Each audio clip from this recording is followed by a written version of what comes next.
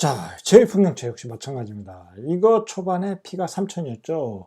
지금 피가 거진 1억 5천이 올랐나요?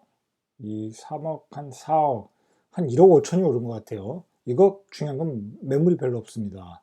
자, 매물이 별로 없습니다. 대충은 이제 은계지구의 가격을 다 설명했는데, 자, 은계지구의 그 포인트를 몇 가지 이제 보충 설명을 해드리겠습니다. 자, 은계지구는 구도심이 이렇게 있고 이렇게 새로운 택지지구를 이 뒷부분에 배치를 했다는 거죠. 자, 그래서 이 신규 택지에 들어가시는 분들도 구도시의 인프라를 이렇게 다 이용할 수 있다. 자, 이거 은계지구의 최대 강점이다. 자, 말씀드리고, 그리고 이렇게 외곽순환도로 경인 2고속도로를 통해서 이 강남 고속화도로, 안양 고속도로에서 판교 쪽으로 갈 수도 있고, 강남 순환도로를 통해서 강남으로 접근성도 매우 뛰어나다. 은계지구의 강점은. 자, 뛰어나고. 자, 교통 서해선, 서해노선, 서해선 이쪽으로 가고, 그리고 이쪽으로 통해서 독산역 쪽으로, 나중에 독산역 쪽으로 빠지면, 독산역 쪽으로 신안산선을 연결하면, 어디, 구로 디지털 밀 쪽인가요? 이쪽과 영등포, 그 다음에 여의도까지 또 접근성이 강해진다. 또 이렇게 또 갈아타면 또 강남도 가능하다. 강점이 있는 거죠. 자, 그리고 은계지구의 최대 강점은 역시 서울과 가장 근접한 택지지구라는 거죠. 자, 목감이 가격은 신안산선 때문에 강점이 있지만, 자, 위치로 보면 은계지구도 강점이 있죠. 자, 은계지구 앞쪽으로는 시흥에 새롭게 질 아파트 자리가 없습니다. 이 뒤쪽으로는 허허 발판이라 질 수 있지만, 여기다 져봤자 은계지구를 앞서갈 수가 없는 거죠. 대체지가 없다는 거죠. 은계지구는 그런 점에서 매우 강점이 많다. 자, 그렇게 보시면 됩니다. 장현지구 같은 경우에는 앞으로 추후에 이런 지역들이 다 개발 가능성이 있는 거 아닙니까? 자, 이쪽으로 확장성을 가진다는 거죠. 장현지구가 이렇게 확장성을 갖는다는 것은 장현지구 자체로서도 강점인 거죠. 그것은. 자, 이렇게 확장성을 가질 수 있다. 그렇지만 은계지구는 위로 확장성을 가질 수도 없고, 그렇다고 밑으로는 경쟁이 떨어지고, 확장성은 없지만 탄탄하게 어떤 그 택지지구로서 그 뭐라고 할까요? 입지의 시소 가치를 유지할 수 있다는 거죠. 자, 그런 점이 은계지구의 강점이고, 교통 여건이 차후에 계속 좋아진다. 자, 그런 점을 이제 두고 미래의 발전성을 보시면 됩니다. 그래서 여기는 베드타운 성격이 강하다는 거죠. 자, 이쪽으로 가면 인천, 이쪽으로 가면 서울, 자, 이쪽으로 가면 판교, 자, 이쪽으로 가면 강남, 다 좋다는 거죠, 다니기에. 자, 문제는 뭐냐면, 새로운 택지지구가 초등학교 아이들을 키우기에는 거의 문제가 없죠. 초등학교 애들 그렇게 빡세게 공부할 일도 없고, 아이들 다닐 수 있는 학원들도 충분하고, 이쪽 그 새로운 상가에 또는 기존 상가에 그냥 문제가 없다는 거죠. 자, 문제는 뭐냐면 아이들이 중학교, 고등학교 컸을 때 과연 여기서 교육을 시켜서 좋은 대학을 보낼 수 있느냐, 그런 학군의 가치가 있느냐, 그런 학원가들이 많이 형성돼 있느냐, 또 그런 게 또 포인트인 거죠. 그렇지 않다면 이 사람들이 이제 부천으로 나가거나 아니면 서울 도심으로 들어가거나 이제 그럴 수 있다는 거죠.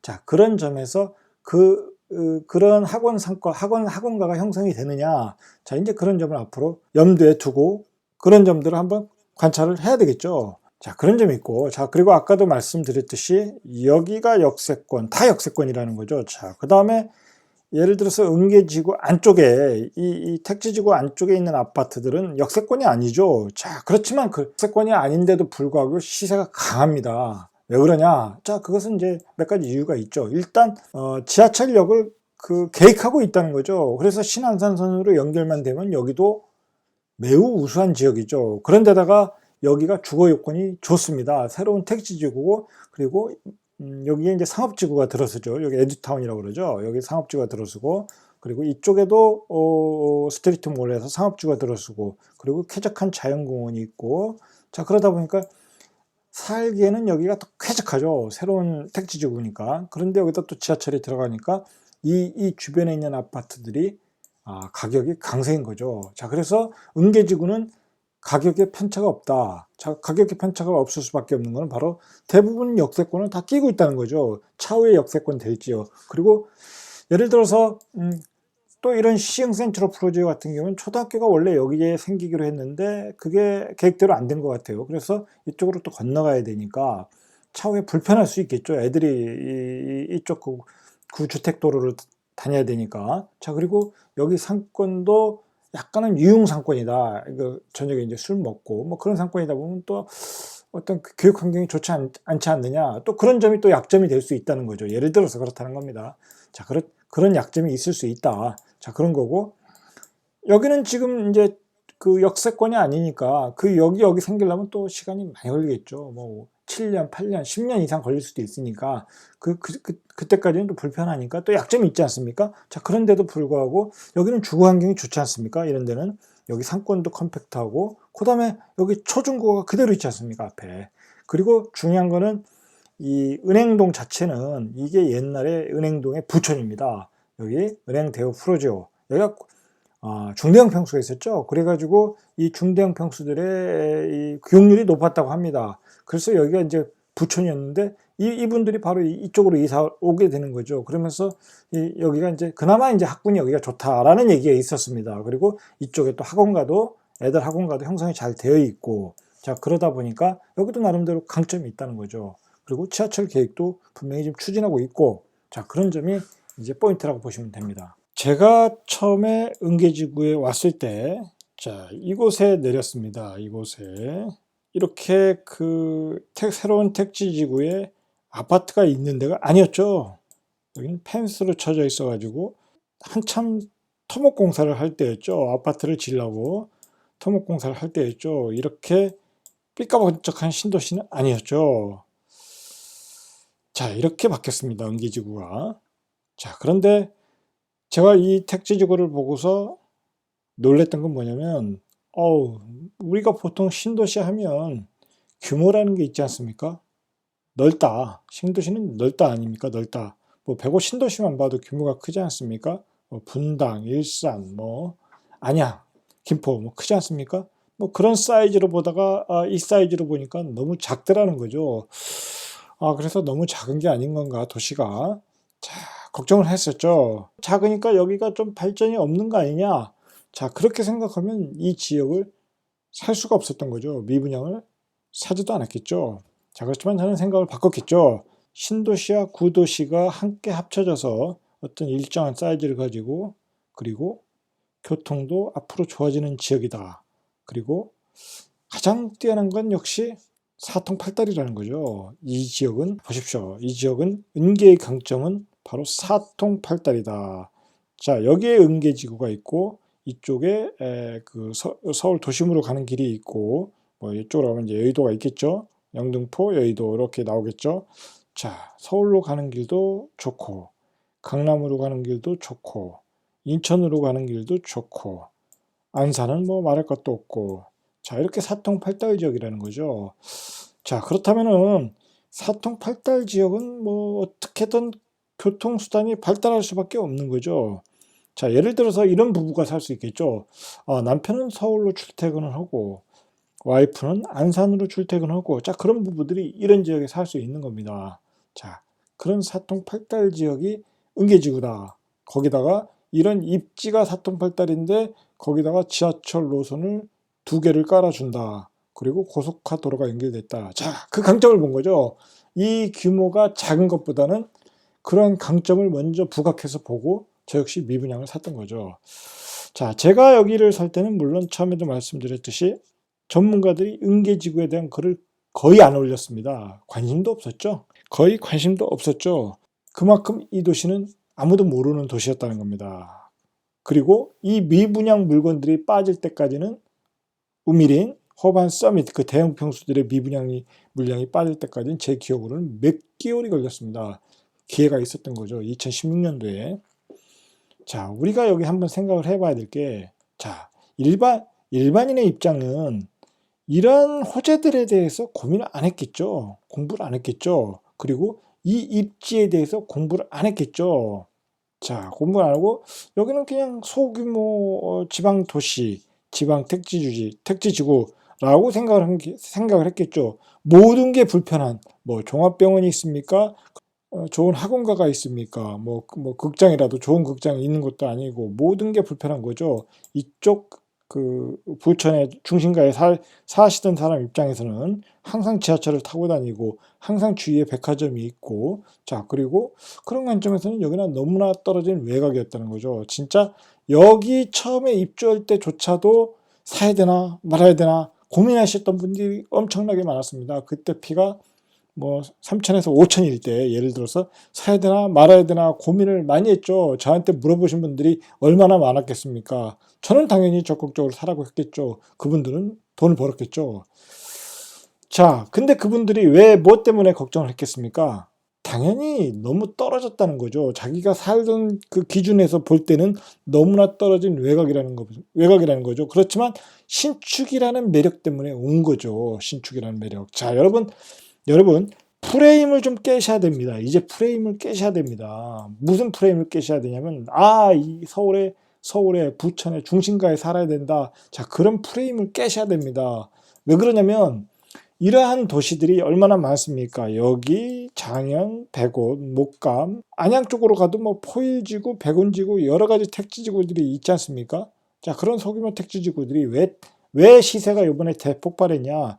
물론 신축이라는 것 때문에 강점이 있었죠.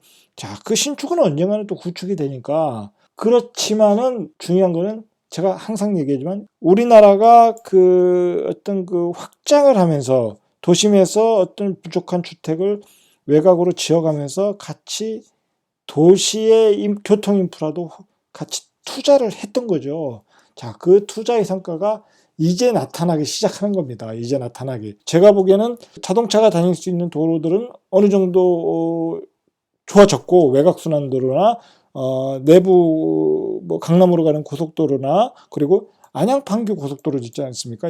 이런 고속도로들이 어마어마하게 이제 깔려서 차로 다니기엔 너무 편하다는 거죠. 그래서 광역버스를 타면 서울까지 가는데 한 40분에서 한 1시간, 50분, 뭐 빠르게 가면 30분까지 가지 않습니까? 그러한 시대가 왔다는 겁니다. 그러한 시대. 자, 그리고 거기다 또 지하철들이 이제 완성이 돼가고 있지 않습니까? 자, 지하철들이 또 완성이 돼가고 있다. 자, 그렇게 주변이 변하고 있다는 거죠. 그런 변화하는 시대에 이러한 택지지구들이 서울 외곽 그린벨트 지역에 그래도 출퇴근이 가능한 지역에 다 지었다는 겁니다. 그런 지역이 이번에 다 프리미엄이 많이 붙었다는 겁니다. 자, 굳이 얘기하자면 한강 이북의 삼성지구, 진축지구, 항동지구 다 이런 데 아닙니까? 한강 이남에 이런 은계지구, 옥길지구 자, 이런 거 아닙니까?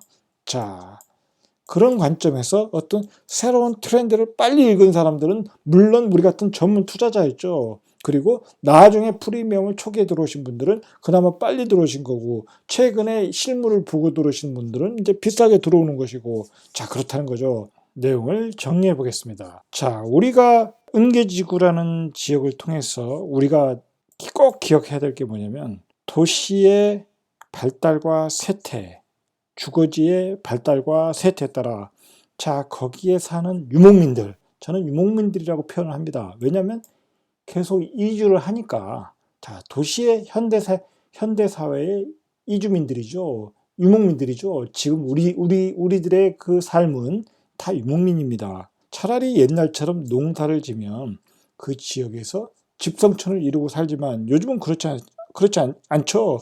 자, 보다 좋은 주거지를 찾아서, 옛날에 보다 좋은 우물을 찾아서 떠났듯이 우리들은 보다 좋은 주거지, 보다 좋은 교육 환경을 찾아서 보다 좋은 집을 찾아서 떠나는 겁니다.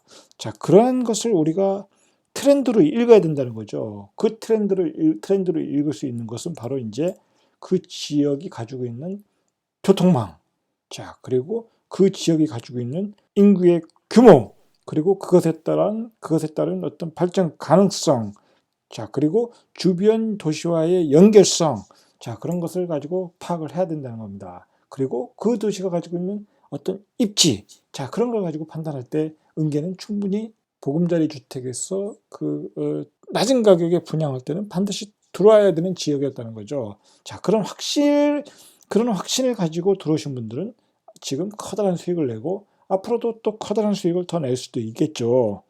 자, 앞으로도 이 도시가 어떻게 이제 발달을 할 것인가, 우리는 이제부터는 거기에 관심을 가져야 되죠. 자, 그럼 서해선의 유력과 그리고 지하철 2호선이 신안산선으로 들어있는 연결, 자, 그리고 이 도시가 어떤 발달하면서 주변 도시와의 연결성, 자, 그런 걸 파악해야 된다는 거죠. 자, 제가 처음에 은계에 처음 왔을 때 이 구도심에 34평 전세가 별로 없었습니다. 전세 가격이 낮진 않았다는 거죠. 전세가 매매 가격의 차이가 낮았다는 겁니다. 그만큼 이 지역은 전세 수요가 좋았다는 거죠. 전세 수요가 좋았다는 것은 그만큼 그 광역교통망이 발달이 안 됐음에도 불구하고 이 지역은 수요가 많았다는 거죠. 제가 말했지 않습니까? 이 지역은 사통팔달이다. 자, 그런 점이 은계 지역의 좋은 입지의 원석인데 거기다 지하철이 들어온다. 자, 그리고 신도시와 구도시가 합쳐져서 어떤 시너지 효과를 줄 것인가. 자, 그리고 제가 은계지구에서 우리가 또 관심을 가져야 될 게 바로 은계지구의 어떤 그 활용점이라고 할 거는 은계라는 도시에 옛날 아파트가 있지 않습니까? 재개발이 들어간 아파트. 자, 재개발이 들어간 아파트를 제가 사라는 게 아닙니다. 자, 여기 영남 아파트, 삼부 아파트, 초역세권 이거 개발이 되지 않습니까? 자, 이런 아파트를 사라는 얘기가 아니라 이런 아파트가 들어서면 보다 좋은 주거지가 되는 거죠. 보다 좋은 주거지가 되는 겁니다. 이 구축이 낡은 아파트가 없어지고 보다 좋은 주거지가 되고 주변의 상권이 좋아지는 거죠. 자, 그리고 예를 들어서 뭐 옛날에 보니까 여기도 뭐 개발 계획이 있는 것 같더라. 예를 들어서 이 주변의 어떤 구도심 재생 차원에서도 또 개발이 된다. 자, 신도시를 새로운 택지지구를 만들었고 구도시도 개발이 되면 보다 좋은 정주 요건이 되겠죠. 자, 그리고 기본적으로 이렇게 설해산도 있고 자연환경도 좋다는 거죠. 자, 기본적으로 또 서해 바다 쪽으로 나가는 길도 가깝고 주변 도시와 연결성도 좋고 자, 그런 점이 있다는 거죠. 자, 그렇지만 우리가 이제 이 은계지구 같은 경우에는 예를 들어서 이 규모의 경계를 어떻게 극복할 것이냐 또 그게 또 관건이죠. 왜냐하면 도로 안에 있는 도시가 어떤 규모의 한계는 있으니까 자, 아직은 여기에 종합병원도 없지 않습니까? 가까운 곳에. 물론 이제 105 신도시에 나중에 서울대병원이 생기면 그쪽을 이용하면 되겠죠. 그 다음에 어떤 백화점. 자, 그런 것들은 불편할 수 있다. 자체 내에서 해결이 쉽지 않다. 자, 그래서 은계지구의 또 강점이 그거 아닙니까? 옥길지구에 있는 스타필드 시티를 또 쉽게 이용할 수 있다는 거. 또 광명역세권에 또 그 대형마트, 그 코스트코라든지 그런 대형마트를 이용할 수 있다든지 자, 그런 점에서는 또 불편함이 없지만 그러면 이제 교육 환경 예를 들어서 여기서 애들이 중학교 고등학교 나와서 우수한 학교 교육 환경이 되는가 자, 그런 점이 앞으로 은계지구의 또 숙제라고 볼 수 있는 거죠. 자, 교통은 좋아질 여지가 많은데 내부의 질적인 퀄리티, 교육의 퀄리티가 얼마나 좋아지느냐 자, 그게 은계지구의 앞으로 또 미래 가치의 또 숙제라고 보면 될 것 같습니다. 자, 이상 절대값TV의 명품 PD 한 PD였습니다.